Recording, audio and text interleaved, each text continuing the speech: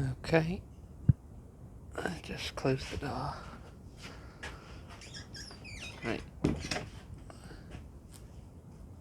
got pink belt from Fuji Euro store. It's like a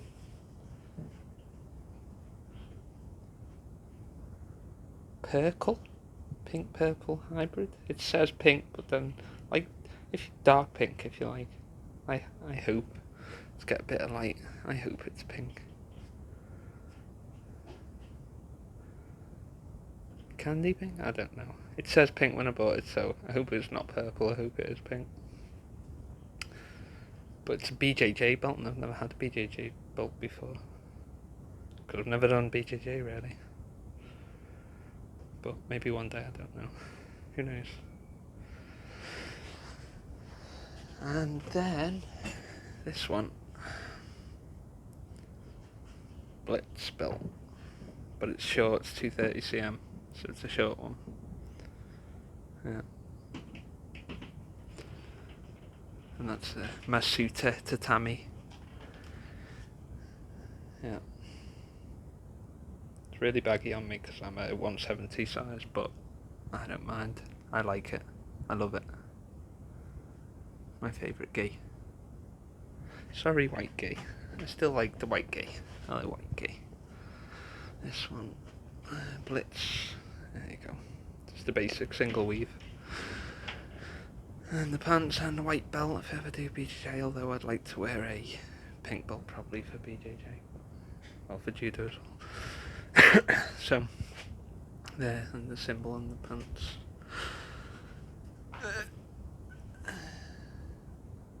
Anyway, I don't know why I got onto that, but anyway. Right, Fiore di Libere, we talked about yesterday. There's the book. Yeah. Flower of Battle.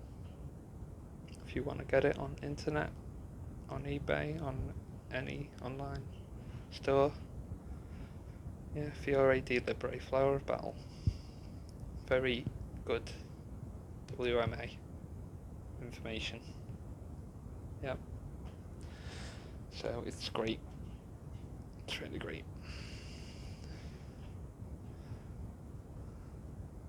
Yep. Okay.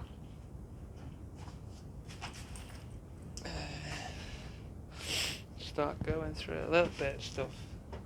So that's my other channel, if anyone cares, and if they don't, then fine, but at least I've given people the option, so that's the option there for people. This guy and the other one, the Alfonso Spanish one, but definitely this one, I feel like the other one, and some of those songs yesterday, they're actually 1300, so it must be a misprint, because when you go online on the song, it says that it's from around 1200, but it's not. So again, it must be a misprint. Yeah.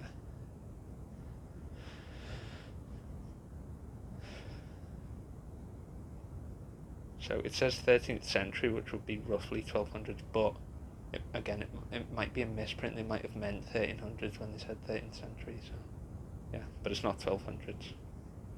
Yeah. Because when you look up this composer, it's again not a history professor, so I don't know, but from what I looked up, it said 1300 till that's that guy. Okay. Again, I'm not a professor, PhD, history expert, whatever. It's just from what I looked up from when I did the research on it. Okay, so if other people have other ideas, that's fine. It's just my findings from what the research said. Yeah. France. Okay. Yeah, on the channel, and what should we do? There. Now you can include sort of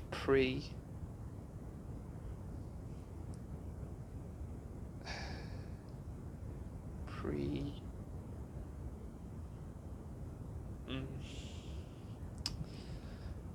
pre-Commodorian, the Commodore Matthew guy from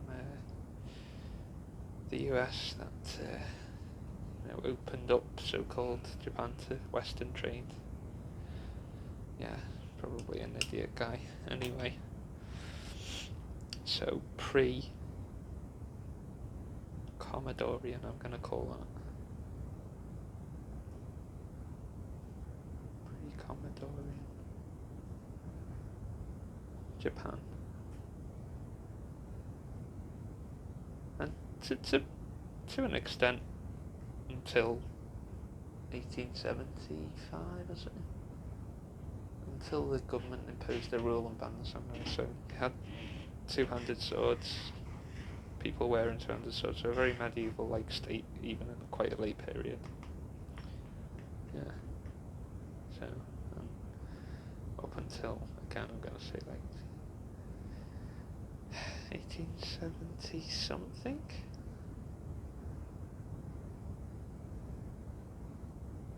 I don't know. Let's just say late 1870s.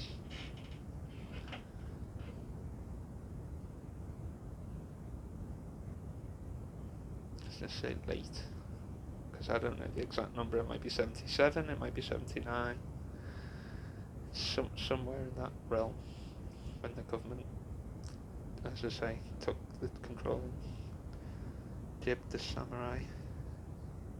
At the Satsuma incident and the Boshin conflict or something, some samurai rebellions, but yeah, and then obviously World War II, you have the sort of samurai restoration, not restoration, what would you call? Well, not restoration. Neo-feudalism. Not neo-feudalism, neo-romanticism, sort of romanticized samurai, and tried to bring back a lot of those ideals. Yeah, hence the Shin Gunto swords.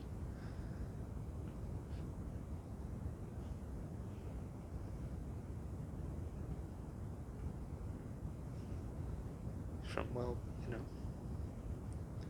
it's this sort of romanticism, this revival romanticism of samurai culture. So they get rid of it, it's sort of Victorian sort of industrial steam engineer, and then quite quickly,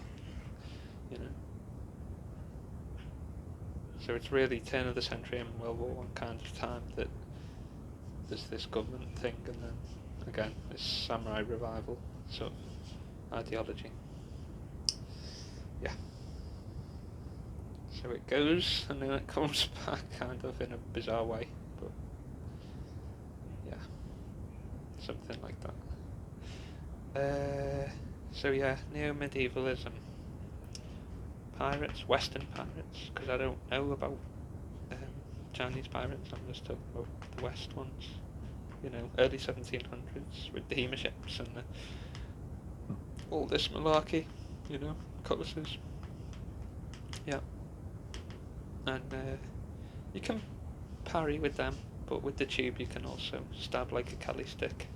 It's kind of blunt, but it's got like sharp corners, so you can get into like ribs and pressure points, and so in a self-defense it might wreck the barrel, but in a self-defense environment you would probably look into that technique if it was necessary.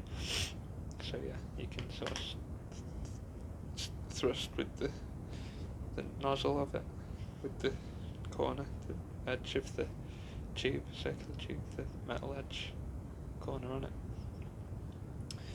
Yeah, and then obviously you can hammer, you can block with the body of the tube, or the stock, the wooden stock, and then you can hammer with the pommel. And a very substantial. What would you say? They're very dense, massive in the secondary definition, meaning like solid and stocky and strong. So very much can be used as a sort of war club, makeshift war club, folks, whatever you want to call, like a sort of substitute, if you like, war club. You know, this the pommel of the flintlock pistol. Yeah, very can be used to club, block, parry, and then, as I say, if you need to, you know, thrust with the nozzle into pressure points and things. There's also but this is the exception, it's not the rule, but you can have a pistol bayonet, one-handed bayonet. But yeah, so this is like energy, chi energy that was like residual, you know.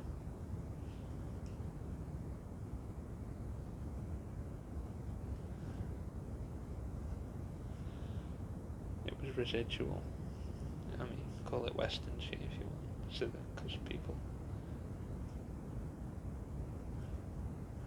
Yeah. You know, it's the energy, the ambience. There's a word for it if you like, but it's a bit more than that again. Western, you know, whatever you call, whatever that mystical force is, the force in Star Wars, you know, that mystical force that makes stuff. So there was a sort of mystique, a sort of, you know, romanticism, energy, free energy, whatever. Yeah.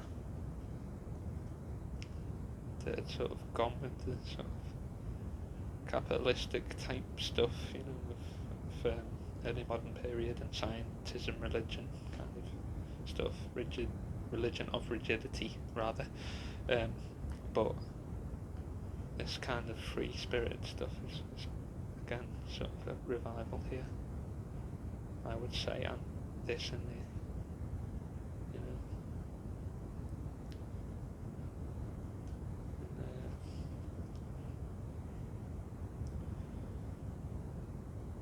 the states, we'll call them that, shall we? US, a terrible name for it, so we'll call it states. Yeah. So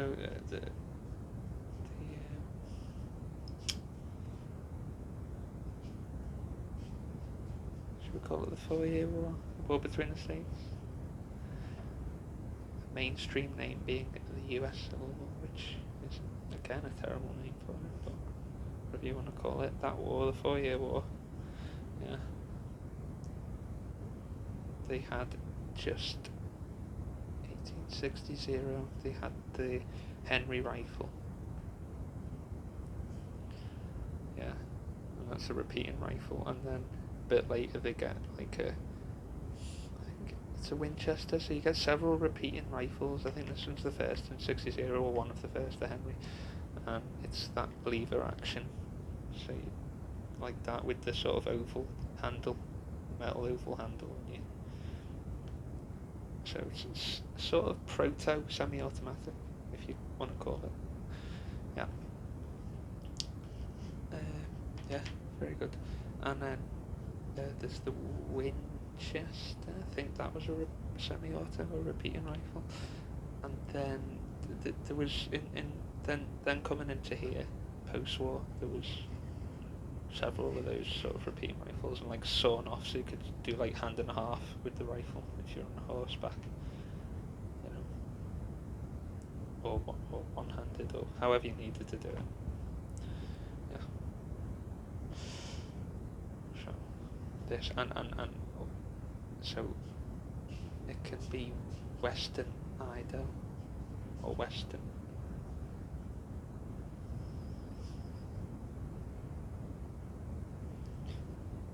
Yeah.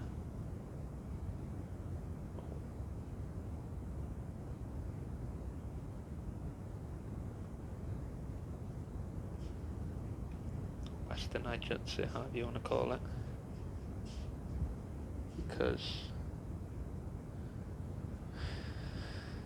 Because you know, drawing the guns, and there was a 5-shooter too. There was, I think. But whether there was a 4, I don't know. Could have been. It was a 5-shooter, and it could have been a 4. But I'll have to check it up. Okay. Pretty sure there was a 5-shooter in the early, when it, like, 1835, 1840. Yeah, the first sort of Colt, the first multi-chambered one. I think was a 5. If you read S.C. Gwynn's book, it has it there about that. Yeah. So, you know, yeah, sort of the drawing, you know, and how much of it, you know, the film fictional portrayal versus the real, you know, I wouldn't know, but it is interesting, you know, because it's like that for lots of reasons, because it's codified. So in with the medieval swords, the Western WMA, Western martial arts, and the HEMA, the drawing is not as, it exists, but it's not as like codified as the Japanese sword drawing is very sort of, has a very set formula to it, and I would say so does the drawing of the you know, this, you know, drawing this out, the holster and things. I'd say there was a technique to it, a process, a style. It was like a style, just again, yeah, Western drawing, weapon drawing, but with gun instead of sword, but similar principle. Yeah. So I would say, if anything was Western Ajutsu, it was more this than say, you know, than say say one of these. And I'm not, again, the drawing did exist, but not as a very like formalized sort of style. Type 14, I think it's called. Yeah, and you can take the other styles, but this is just one that I particularly think looks pretty good, because it's a cut and stab style, cut and thrust blade. Yeah, you can do Western Ido with that again, but the codification of it is more to be found in Western martial arts, is more to be found here again than here as a structured system. Yeah. Whereas with the drawing of that, it's like more of bits and bobs, more you know, sort of, again, not as codified, I would say. Just food for thought. Yeah, that's all I'm saying.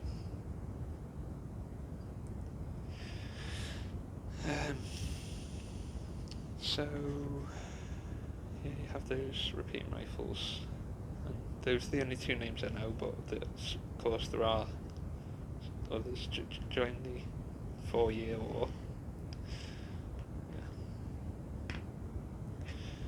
Yeah. There was, I would say, 2. And there's also the Bowie sword on the Confederate side, the Bowie short sword, so it's like a Bowie dagger, but with a long blade, longer blade, you know, short sword length blade rather than a dagger length blade. So, yeah.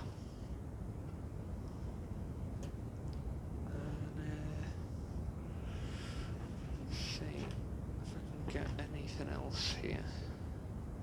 My Mycenaean sword, type H, and Xephos sword. So the Mycenaean here, if you want to look it up, you can. If you don't, you don't. Again, at people's, entirely at their choice, their discretion. Mycenaean.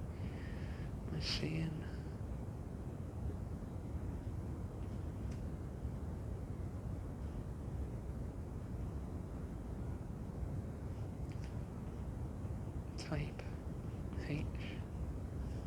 An ancient Greek sword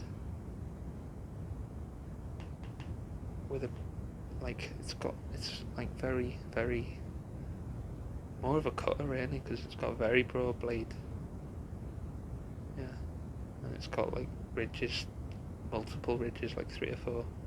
Yeah, so you look up the type H. Labyrinth sword, I think, with the Minotaur. I think it's called a labyrinth sword, but it's a very short sword from ancient Greece, but it's a very broad-bladed style of sword shape. Yeah.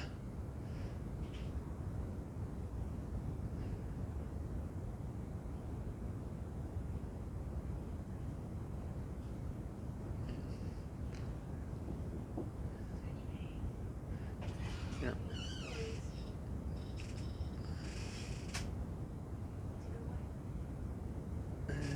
Oh. Right. So I'll be with you in a sec. I'll be with you in a minute. I'm just doing stuff. Right. This.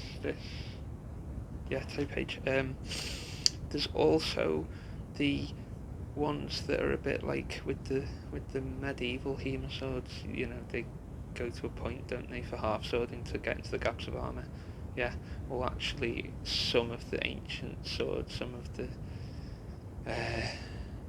Scythian ones and various ones, yeah, have a sort of a broadish or semi-broad base and then a small top. Yeah, again, almost like proto-medieval, so very interesting if you look at some of the sort of medieval Hema swords and the tips being very narrow to again get into those gaps of the armour. But it existed in antiquity, so this is interesting how and you've got proto cross guards.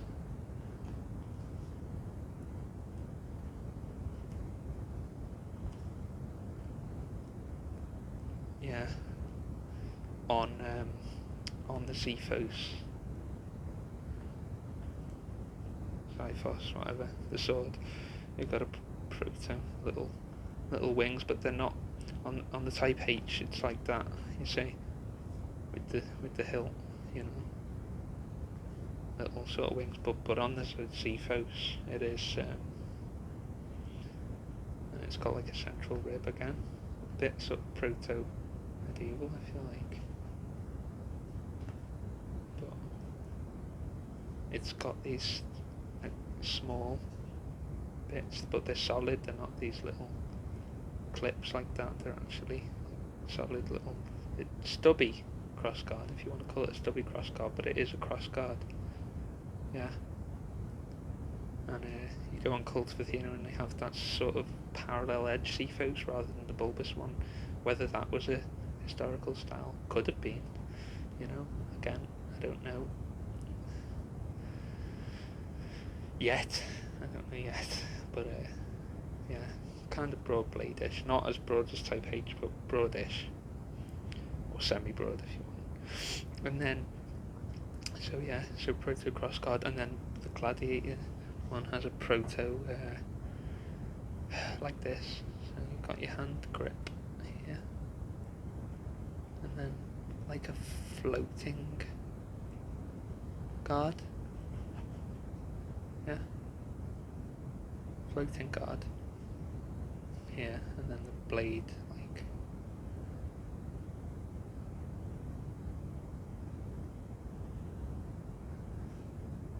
so like the sword is like this particular gladiator one, if it existed, is again, this is like a proto, you could call it proto bowl hilt or proto basket hilt, proto bowl or basket hilt, yeah. So this is, because this comes in like the 1500s, and then 1600s with these big, and 17 is sort of early modern era with like the Highlander basket hilt claymore, one-handed claymore, and backsword, the Scottish backsword, Highland backsword with the basket hilt, yeah. But you have a proto,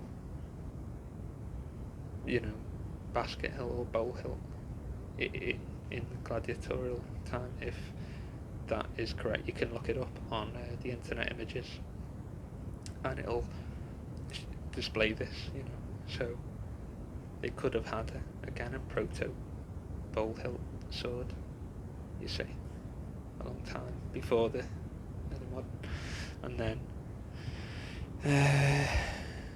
yeah, and if you look at the gladiatorial helmets, and then the sort of say 1900 or 1890 fireman's helmets, that's come full circle.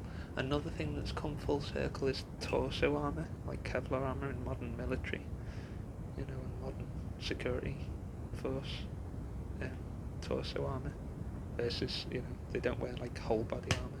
And then, so yeah, the gladiatorial helmet and the fireman's helmet of the turn of the century, there's a similar feel there, and the torso armour, go, and also tactical TSS, tactical short sword, or just tactical sword for simple, is this has come full circle, the short sword. So it's the torso armour and the tactical short sword.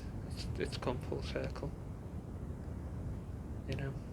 Also military forts versus castles. You've got like your Hema castle, right?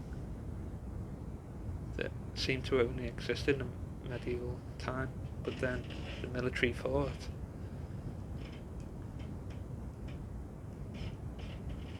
you see, has actually kind of lasted,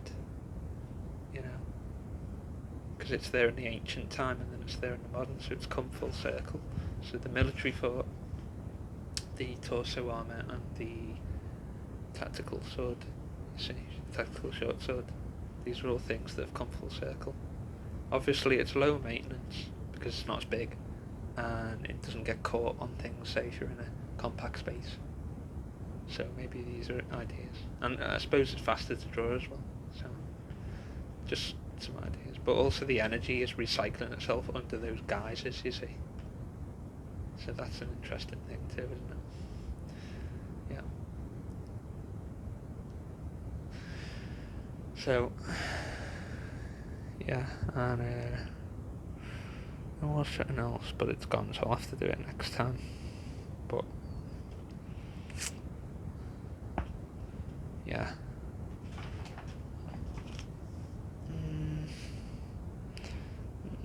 No. We'll talk about blemmies next time. Blemmies. Yeah.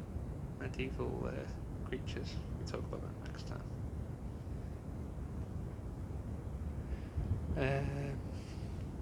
Could talk about unicorns, but I don't know. Because I'll do this one quickly then. So maybe people, maybe they don't show themselves and people don't believe in them, or something like that. I don't know.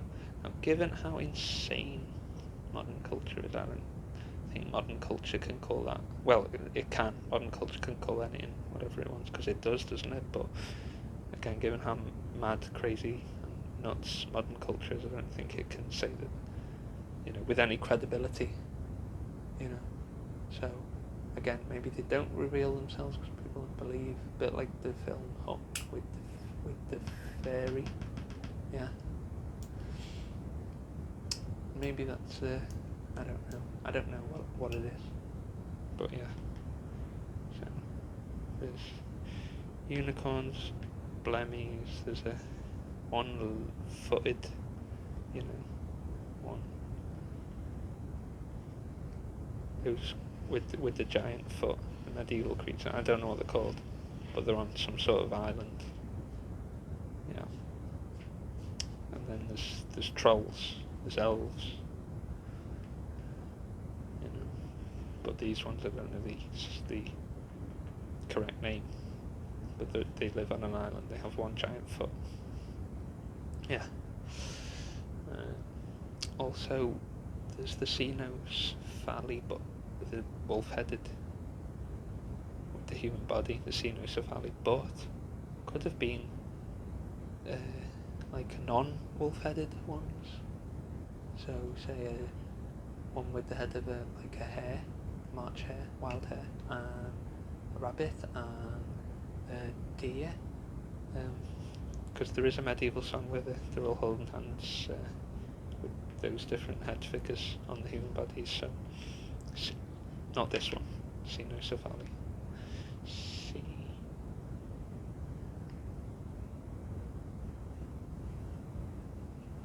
I think I'm spelling that right. It's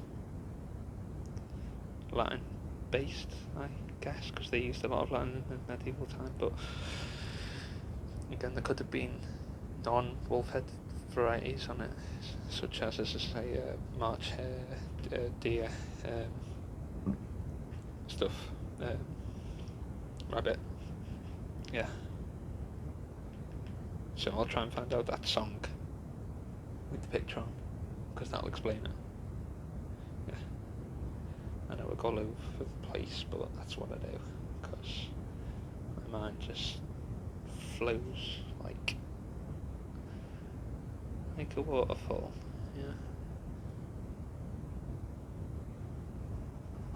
Let's say that's the hill, or the mountain, or the hill. Yeah. If that's the mountain, and that's the waterfall.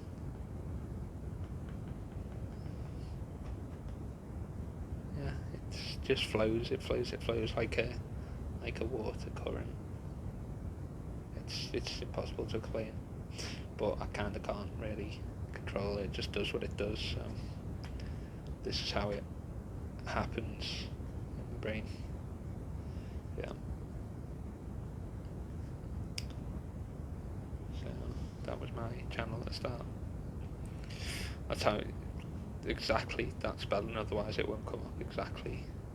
You know, start with the capitals and then lowercase on the rest. But whatever, check it out or don't check it out, or whatever you need to do. But yeah.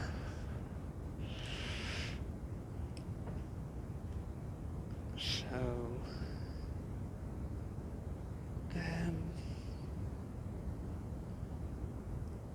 maybe we talk about this next time. Maybe we talk about this, if I can get the thing out of the way.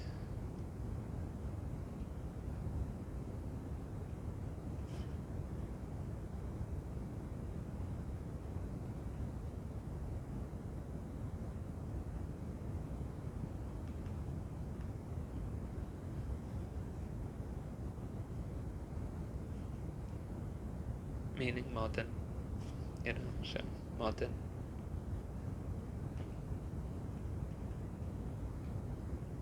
Steam engines, you know, aka, let's say.